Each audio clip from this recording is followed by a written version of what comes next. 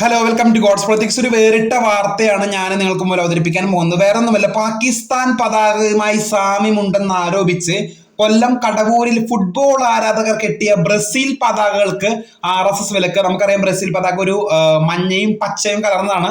അപ്പൊ അതിനോട് എന്താ പറയുന്നത്, പാകിസ്ഥാൻ പതാകയുമായി സാമ്യമുണ്ടെന്ന് പറഞ്ഞിട്ടാണ് RSS പ്രവർത്തകർക്ക് അഴിച്ച് ദൂരെ കളയാനായിട്ട് അവിടെയുള്ള ബ്രസീൽ ആരാധകരോട് പറഞ്ഞത്. പ്രദേശത്ത് കെട്ടിയിരുന്ന ബ്രസീൽ പതാകകൾ RSS പ്രവർത്തകർ ഇടപെട്ട് അഴിപ്പിച്ചു. പതാകകൾ കെട്ടിയ കുട്ടികളെ പ്രവർത്തകർ ഭീഷണിപ്പെടുത്തിയതായും റിപ്പോർട്ടുകളുണ്ട്. കടവൂരിലെ പലയിടങ്ങളിൽ നിന്നും ഇവർ ബ്രസീൽ പതാകകൾ നിർബന്ധപൂർവ്വം നീക്കം ചെയ്തിട്ടുണ്ട്.